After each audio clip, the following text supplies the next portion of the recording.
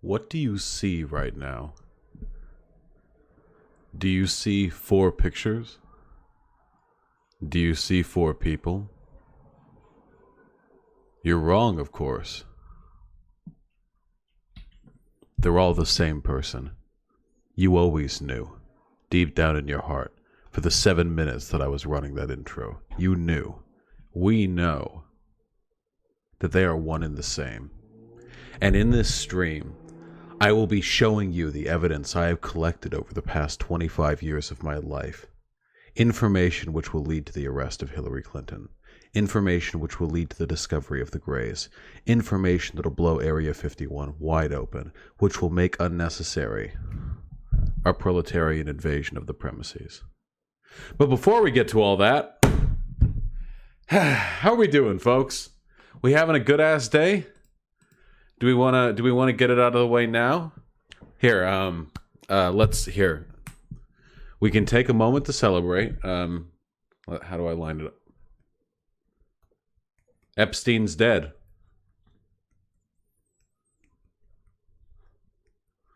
See?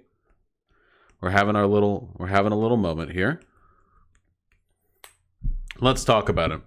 This is going to be a short stream with a small discussion afterwards. Only so much to say on this subject. So hey, Pete the Wookiee. So let's get right into it, okay? First of all, let's examine the facts of the matter. Fact number 1, Epstein is dead. He was found earlier today, this morning, having hung himself in his fancy pants prison cell. He was on suicide watch up until apparently recently, at which point he was taken off suicide watch, which is a very reasonable thing to do with somebody who allegedly attempted suicide less than a month ago. What's more, it seemed he was not under any type of supervision at the time of his alleged suicide. And what's more, and this I have seen reported by news outlets, but I haven't yet seen a source, so I'm going to wait on that before substantiating it fully. But it has been said that 2 of the guards who were posted to Epstein's cell were told to leave the premises for 3 hours for maintenance. And when they came back, he was dead. So let's talk about this. Let's talk about what happened. Epstein, why he was in jail, why he's dead now. All right.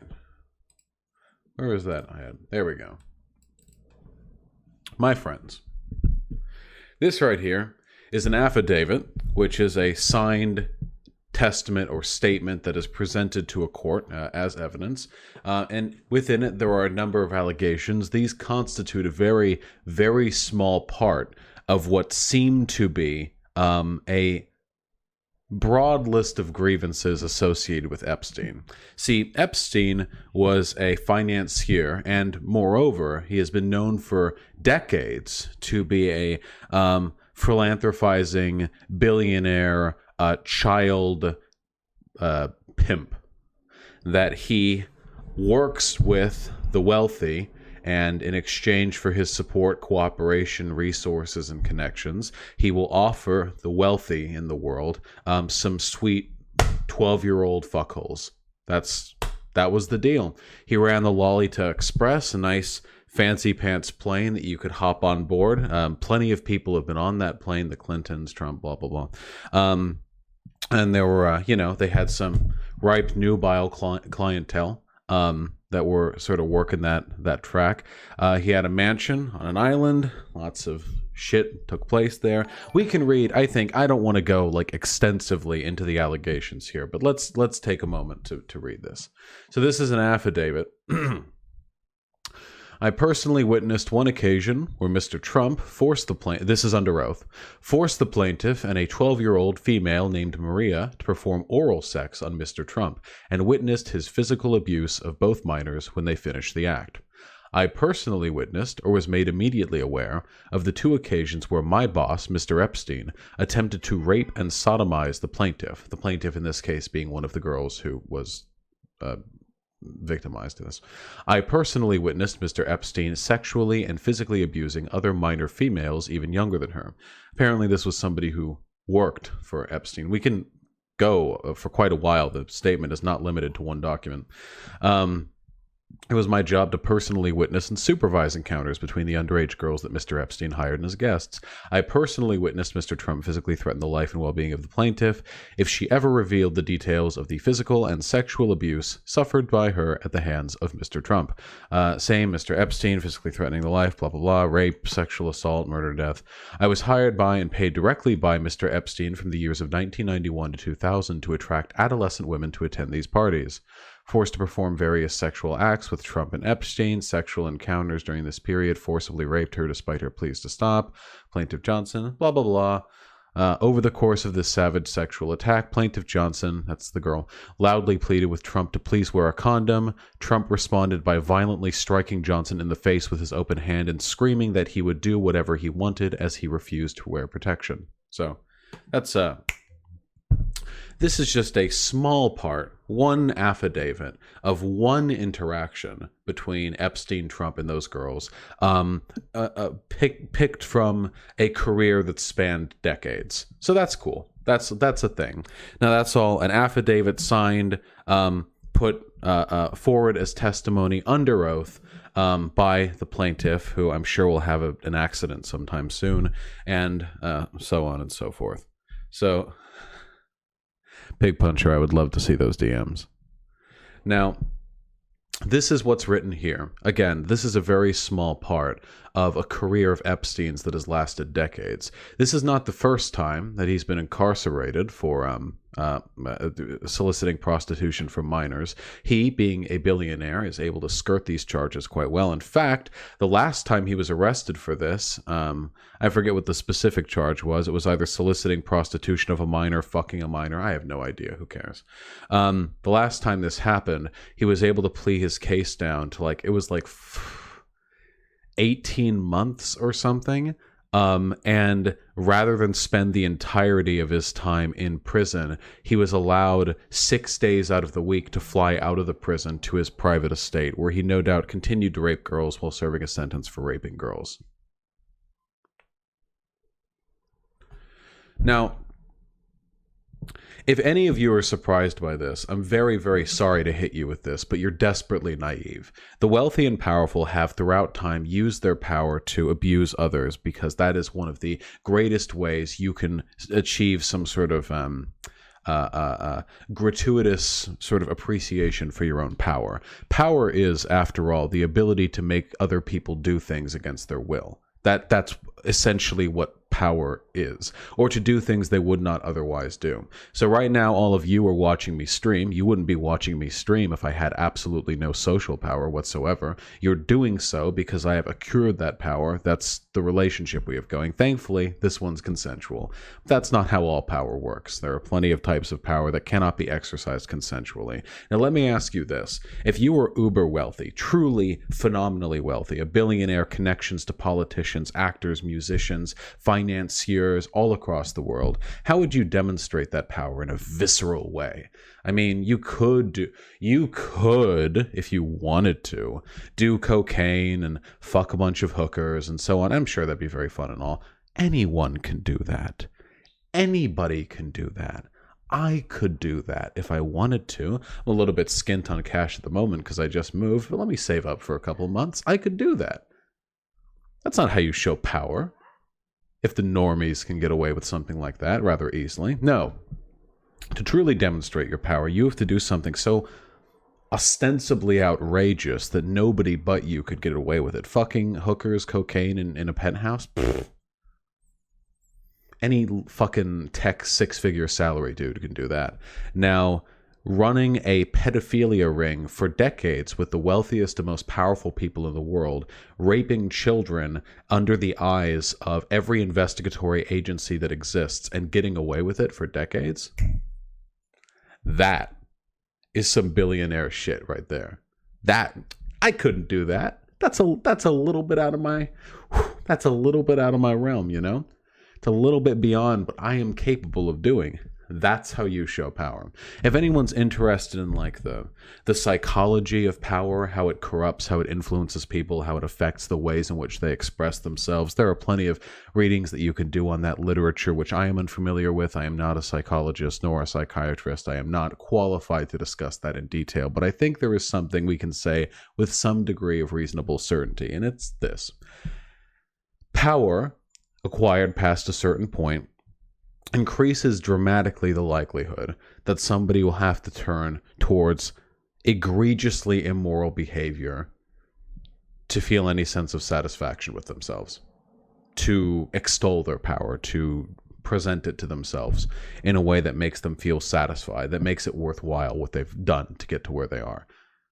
So, with all of that in mind, with the things that they've done in mind, there are a couple of things that I want to talk about here. First, involving the suicide and the circumstances surrounding it.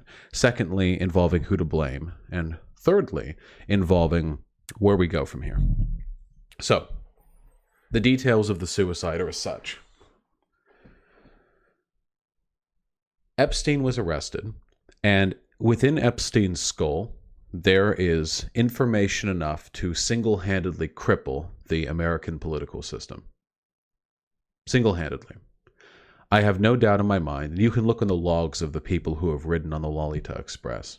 I have no doubt in my mind that were he put to some magical truth serum, were he to lay out all information, divinely truthful, accepted at its face, without any of the sort of surrounding investigations which would normally accompany such a testimony, that would be information enough to single-handedly collapse the American government.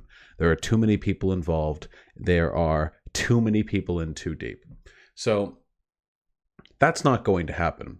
The American political system is a little bit more resilient than that.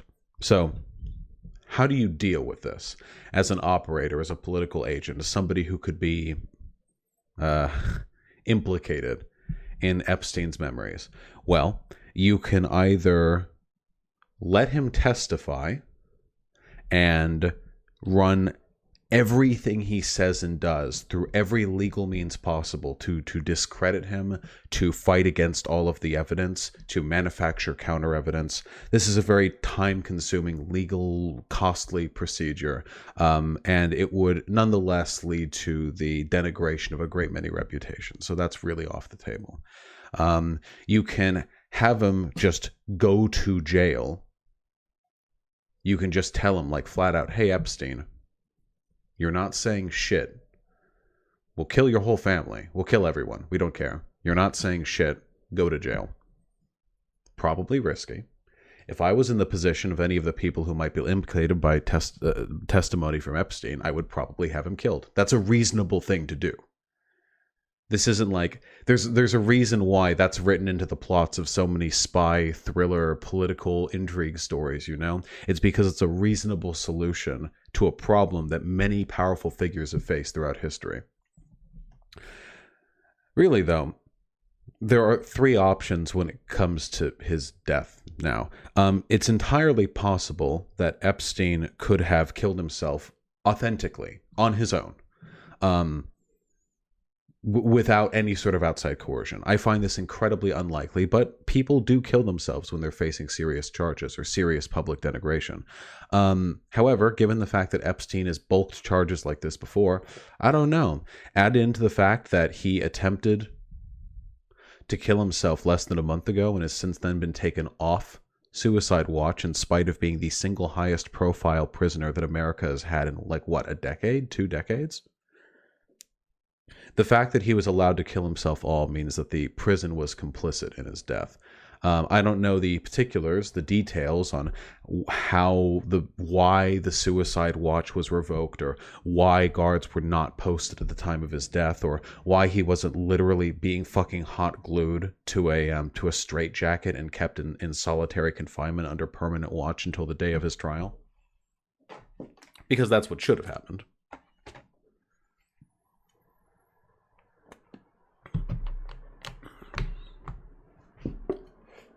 But it didn't happen. He died, which means that no matter what, even if his suicide was 100% on him, which I sincerely doubt, the prison is still complicit in allowing it to happen. So no matter what, even in the most innocent conceivable, even in the most innocuous possible scenario, a full investigation should be launched. AOC and Barr have already called for it on Twitter. I'm sure absolutely nothing will come of it because that's how these things tend to go. The second option is that Epstein was coerced into suicide, meaning that someone from the outside would have informed him, hey, we can inflict immeasurable harm to you, to your reputation, to your family, to everything you love and care about, to your property, to your legacy. The only way out is for you to kill yourself. Just do it. Do what you need to do, and we will take care of things from there. Just kill yourself. And Epstein did it. And the third option is that he was murdered, that he didn't want to kill himself, that instead some other shenaniganry happened.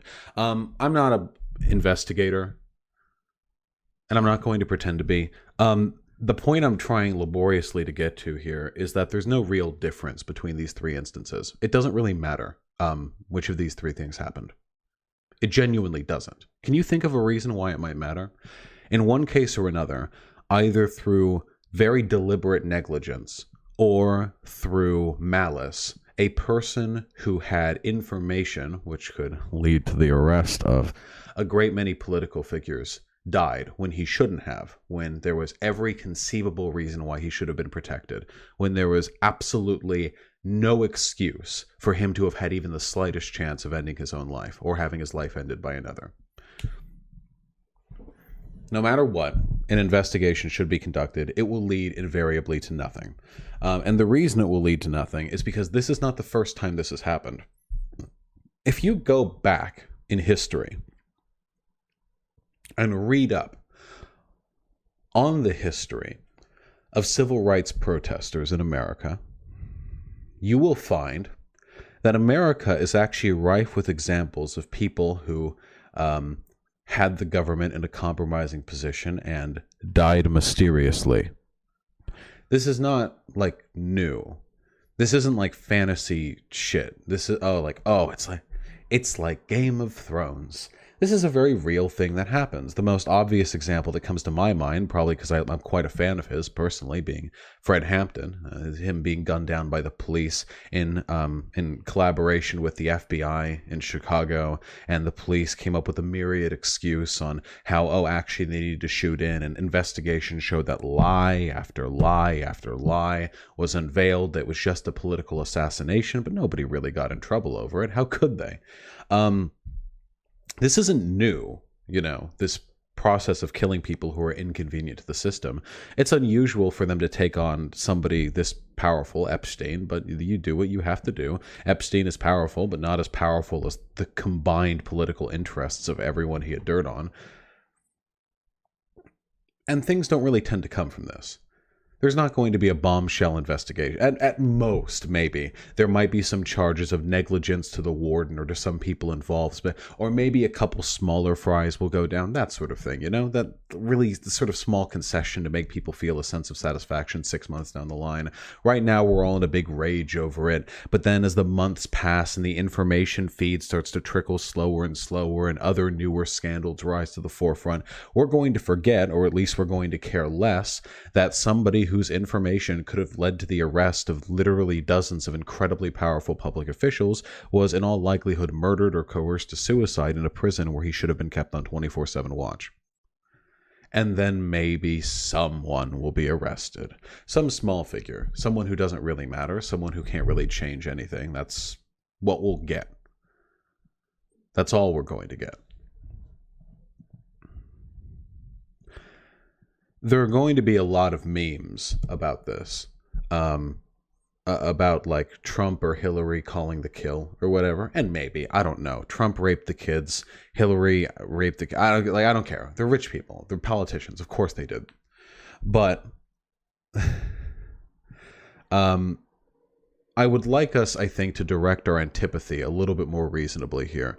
The problem here isn't the Republican Party, the Democratic Party. The problem here isn't the Trumps or the Hillarys or the Clintons or whatever.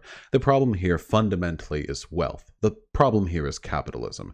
The problem here is that the political system and the justice system are oriented in ways to serve the interests of the wealthy. That wealth is a toxin that kills democracy and egalitarianism. See, a lot of people, mostly capitalists, would like you to believe that being a billionaire is reaping the rewards of a lifetime of success. And you're just like anyone else, really. You just get to have a really nice house, and you get to have lots of boats, and you don't really hurt anyone. If anything, you contribute with your genius and your resources, and as a reward, you get to enjoy some nice, fancy things that most people don't, but ultimately harmless, leaving aside the fact that every single billionaire on Earth is a living totem to wealth inequality, and that any one of them could feed, house, clothe tens or even hundreds of thousands of people with their wealth alone. Leaving that aside, that system, that proposed innocuousness of billionaires really falls apart when you consider the fact that as of this moment in the United States of America, I cannot think of a single instance in which the justice system or the political system has treated fairly the crimes of a billionaire. Can you think of an example? I'm genuinely curious. Please, in chat, can you think of an example of a billionaire who did a crime like a common man and got locked up like a common man? Because I can't. And what do you do then when the wealthiest people in society have more options than any other to contact and leverage power broker deals with their political officials because they have the money to donate to their campaigns? When you have interests cohabitating between the wealthy and the politically powerful, if they're not one and the same already, Epstein probably could have ran for Senate and won just based on the money alone that he had to put into the campaign. Easily. In fact, I would bet my life on it that Epstein could have won a Senate seat just like that, except I don't know why he would do that. It would probably denote a loss of power, if anything, for him. That's how wealth corrupts this system. Capitalism and democracy are fundamentally at odds with one another, because the wealthier you are in a capitalist system, the greater the extent to which you can form connections that insulate you from the commonalities that are supposed to bind people in a democracy. Fair and equal treatment under the law, due process. These things don't work for billionaires. The courts don't work for billionaires. Can I ask you something? Have you ever been watching, think of a TV show, movie, cartoon, something or other, where a group of intrepid young adventurers are fighting against a corrupt system, and there's a big villain. This can even be an anime. We can go real cartoonish with this one. And you get like a villain, and they defeat the villain, and they capture the villain. And what one of the people in the party, probably the more like naive, intrepid one, what they say is, we need to bring this person in for justice. But then another person reaches out, and they put their hand on the shoulder of the first person. They say, there's no court that can process this person. We just need to kill them. And that's supposed to be like the like edgy anti-hero thing, but you know in your head that that's completely correct. Have you ever had that feeling before? I see that a lot in media. It's like a common trope right there. I guess I'll get to that a little bit more in a moment. It's a very common trope, and it's very unsatisfying for me when they don't follow through on the sort of grounding logic of that cliche, because courts aren't equal. Courts are a very specific tool that serve the needs of a very specific group of people. That is to say, they enforce laws on common people, and those laws are designed to maintain the stability of a system that propagates the interests of the people who can fund the politicians who write those laws. In some cases, those laws are written directly by corporations that then slide the paper, the bill, the document over to the politicians and ask them politely to sign. Anyone who believes that capitalism and democracy are capable of coexisting fairly is a madman. There's no other real like soft way to put that. They're delusional. They have no fucking idea what they're talking about. It's not possible for these two things to coexist, because democracy resides in the idea that no one is above the law, and capitalism places people in positions where they're capable of putting the law beneath themselves, of stepping on it. So to get through that, I think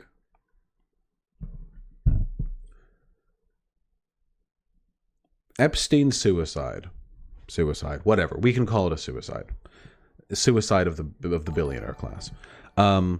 Very little is going to come from this, but there is some good, I think. Maybe we can get something. Let's be optimistic, okay? It's still possible that some evidence is going to come out. There are still going to be investigations run on the people who survived his pedo ring industry. There are still going to be investigations, warrants signed for his billionaire mansion. Maybe something will come from it. I doubt it, but it's possible. But here's the thing that I think we can glean most from this. And I address this now to liberals. I know you're not watching right now because all my chat's lefties or Nazis. The Nazis hate watch. The lefties just want to suck my dick. Liberals, what will it take for you to stop believing in this system?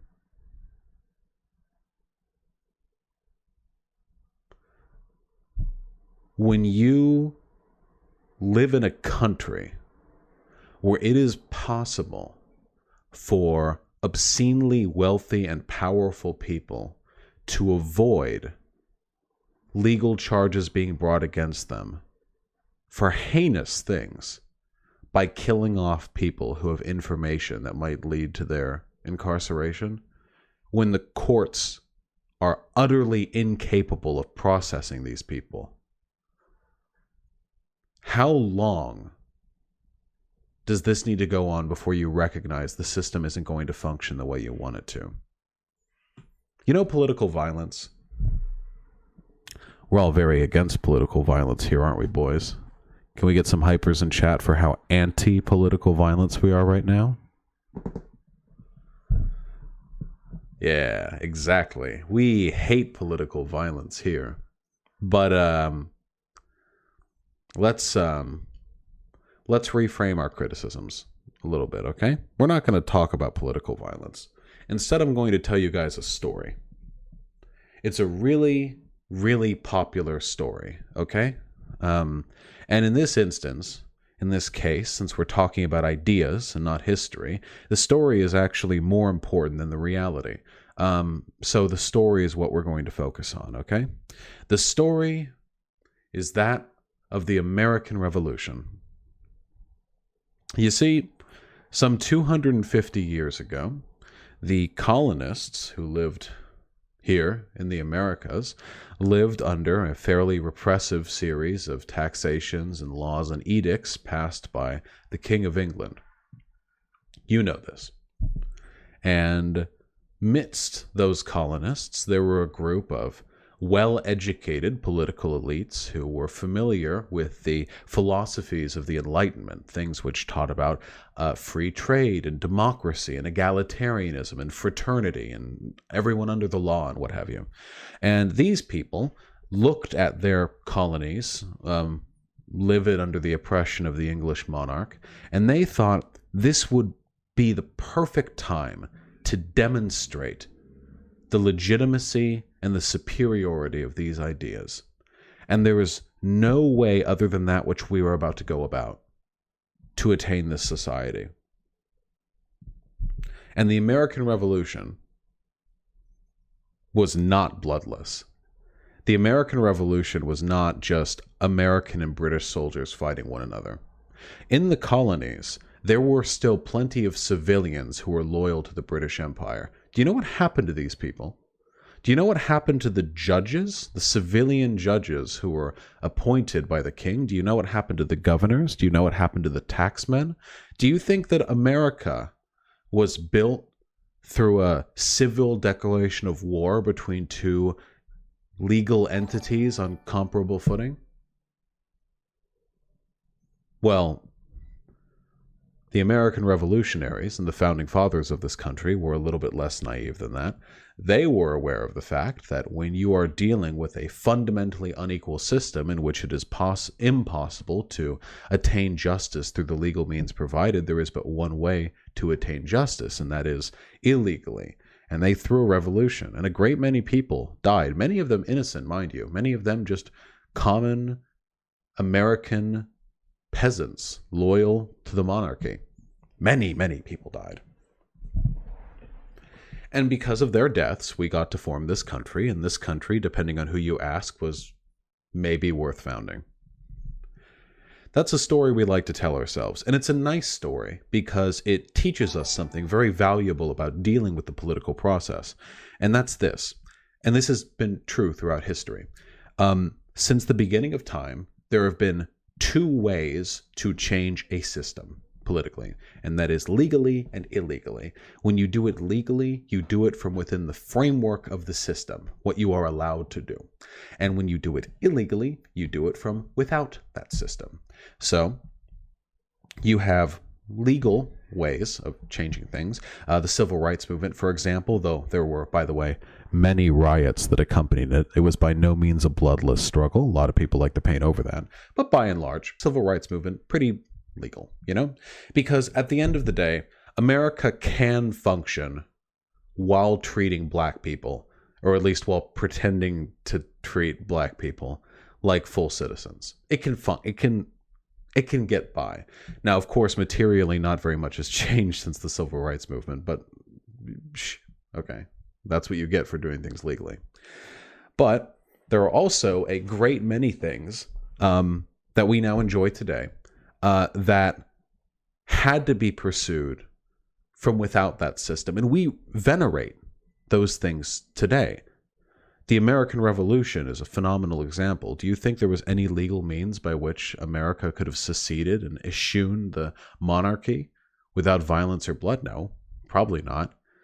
Would you have rather they not, to preserve principles of modern, peaceful, liberal, incrementalist sensibilities?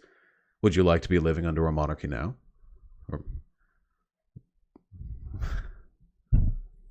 I wouldn't. I'm fine like this, actually. I prefer this. But you can go back farther.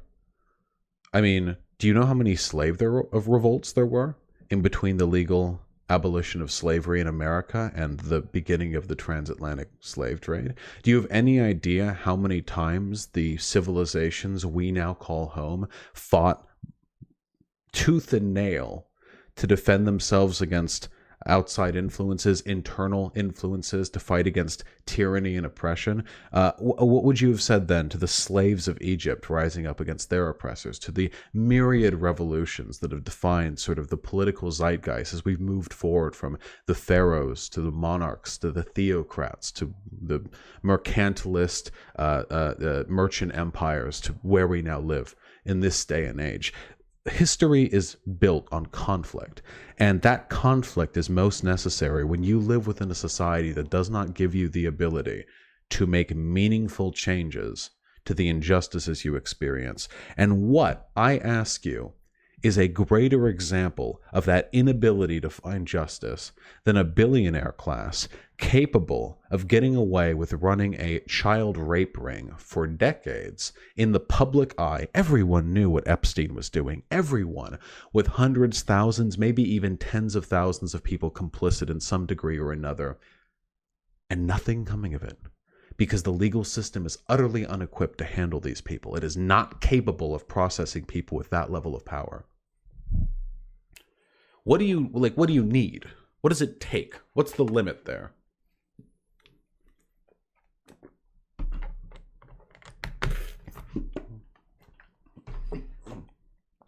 We love this story. Have you ever seen Full Metal Alchemist Brotherhood? Have you ever seen Avatar: The Last Airbender? How many stories have you seen, personally, where an intrepid group of heroes living within an unjust society have traveled around, realized that the roots of their political system are corrupt to their core, and risen up against it in a thrilling climax that led to the overthrow of the political zeitgeist and a new system put in line? I think Full Metal Alchemist is actually a perfect example of this. If you've seen it, it's one of the most popular anime of all time. Did you know the story starts with two people who are essentially military officers traveling around realizing that their government is corrupt, not only corrupt, but that the systems built in place are at their core irredeemable, and that the only way to make their society a just one again is to storm the Capitol, to break those systems down, to kill everyone involved in that process, and to build it up again anew. It's a great story. You've seen it a dozen times, but when you see it, you imagine, this is a little cognitive dissonance that you engage in, you imagine differences between the system being destroyed there and the system we live in today. We live today in a system in which our corporations, these aren't even governments, these are corporations, wreak havoc, leveraging slavery and debt peonage across the world to keep millions and sometimes billions of people in perpetual poverty. We live in a nation where, as of, what was it, yesterday? Hundreds of people who successfully sued a class action lawsuit against Koch Foods for years of sexual harassment. ICE showed up the next day. Yoink those people. Half of them returned the next day. Oof. Turns out it wasn't so much about immediately dealing with a threat as it was scaring the people out of their successful class action lawsuit. We live in a country in which corporations leverage state power to set up banana republics to invade other countries so that our businesses have an easier time leveraging deals against the peasantry, the future slaves of the nations that we set up our little pithy fascist dictators in. We live in a country that has brutalized the rest of the planet for a century now, and more in some cases. A country in which a substantial portion of our population is in prison or kept in a perpetual cycle of income inequality, where our systems of law and justice and order are literally not capable of processing the wealthy and the crimes they commit, which are, in terms of consequential outcome, 1,000, 1,000,000 times as heinous and severe as anything that I, a common man, could do with my two hands, or a gun, or a bomb. But I would go to jail, and they would not.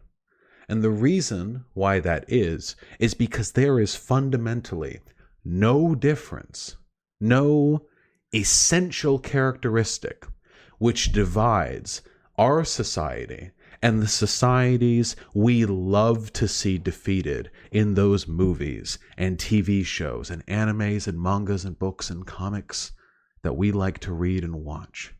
There is no essential difference. Absolutely none. What cartoonish level of villainy would you need to see demonstrated in our society today, apart from the President of the United States having had literally dozens of allegations of rape, one of which was sort of circumvented through a philanthropizing child pimp who now have multiple testimonies of a relationship between the two in which our sitting president raped and threatened and abused 12-year-old girls. Is that enough? Can you imagine?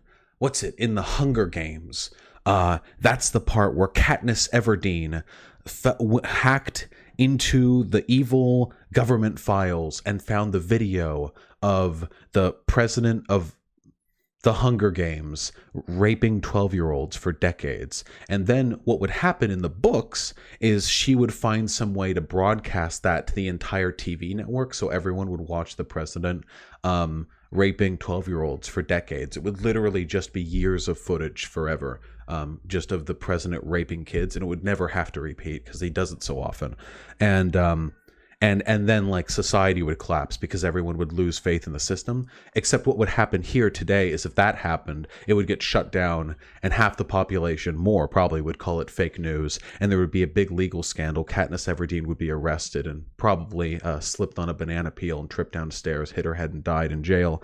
And nothing substantial would change. The only real difference between the societies we love to see overthrown in stories and the society in which we live today is that it's infinitely easier to overthrow the societies we love to see overthrown in books and movies and what have you. That's the big difference right there, you know? Because in those stories, all it takes is some shocking, groundbreaking evidence of the corruption of the government, and everyone goes, oh shit, it's all corrupt. We got to start over. Whereas in this society, evidence to that effect comes out week after week after week and nothing changes. But there is an answer to this, and it's for you to stop being a fucking pussy, okay? I'm not saying you have to go out there right now with a Maz and a Molotov cocktails and start bombing places. Don't do that. We're very against political violence here, okay? All right? We're very against that.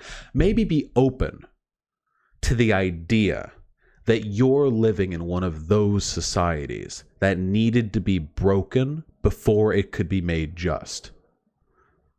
Maybe warm up to that idea. So when you hear, for example, about violence against police, about rioters and protesters, rather than thinking, is this the optimal way of them achieving their goals? Is this the right time? Is this the best way? I don't know. Is AOC doing the best job, agitating the... Rather than asking those questions, ask yourself, would you say the same thing about the random crowd shots of protesters across the country in some book where some equivalent scandal took place and people were losing faith in the government? Imagine that. Imagine you're watching, like, what's another example? Like the Hunger Games. I've never read the Hunger Games or watched it. You're reading the Hunger Games, okay? And the kids raping people, the evidence, the president, everyone's been raping kids. And then you see people protesting in the streets, like throwing bombs or whatever. Would you watch that? Would you think, I don't know if that's the right way to go about this. Civil discourse is and always has been the most reasonable, most effective way of dealing with the power of the well. Would you do that? You wouldn't do that. You would look at those rioting crowds. You'd be like, hell yeah. You'd be like, fuck yes. Speak truth to power. Throw those Molotov cocktails. Absolutely. I will rate this 9 on IMDb. That is what you would, that's what you would say. But you see it in real life, and then all of the little niggling bits of ideology you allow to corrupt your perception of the series of events laid before you sort of come into play, and you start to doubt and question, and through your doubting and through your questioning, more people do so, and the votes crawl in, and there's less support for the protesters, and people on the media feel comfortable asking questions like, is it really appropriate for us to be rioting in response to this? And slowly things fizzle out, and you are responsible yet again for snuffing out a flame. Even if you're not a leftist, even if you're not like me, you have to recognize that you live in a society that fosters inequality to an extent that it is not capable of being meaningfully changed from within this system. Things are not getting better. The plight of blacks here in America, for example, ain't gotten better in 70 years. If anything, it's gotten worse because of the drug war. Things aren't getting better for anybody. It's getting harder and harder to afford food and housing. It's getting harder and harder to find housing. Education's getting more expensive, but the minimum requirements for most entry-level jobs are getting higher and higher. Things are not getting better. And even if you're not a leftist, these are facts. Okay? I'm a facts guy. I like facts. I hate feelings. Love facts. Big fact guy, me. So, even if you're not a leftist, you should be able to look at these bits of evidence and think, I don't know exactly what comes next, but this has to stop. And you let go of the status quo. You open yourself up to new ideas. You open yourself up to change, to the capacity to understand that there might be better systems out there, better ways of dealing with this than endless capitulation to the people in power. Give it a shot. It's called, broadly speaking, class consciousness. The recognition that you, statistically speaking, you could be a millionaire, you're probably not, are a member of a class of people with similar interests. You, like me, struggle in many ways similar to one another, whether we're black, white, woman, man, trans, cis, gay, straight. We find solidarity in a shared set of concerns. The difficulty with which we live, economically speaking. The fact that we live in a society in which the wealthy essentially eschew the law. The fact that our government doesn't represent our interests. And you recognize that as a member of this class, we call it the proletariat, you have an interest, same as me, in challenging these systems of power from a certain lens. We call it critical theory. You can do whatever the fuck you want with it, okay? Not everyone has to be a fucking academic, all right? What you have to do is be aware of that process, and you have to be accepting of that process. Because if you're not, you are bending over backwards and presenting your right puckered asshole to everyone who has ever benefited from the complicity of people like you, who are incapable of change, incapable of opening yourself up to the idea that there might need to be different solutions proposed to this set of problems.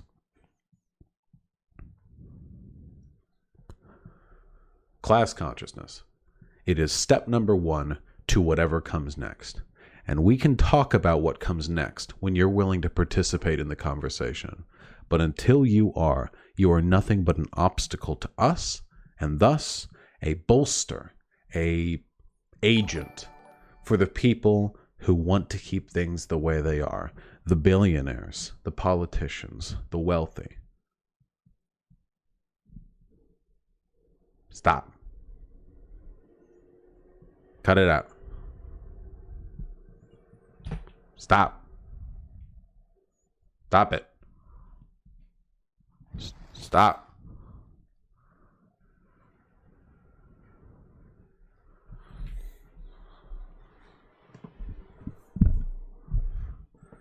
That's all I have to say.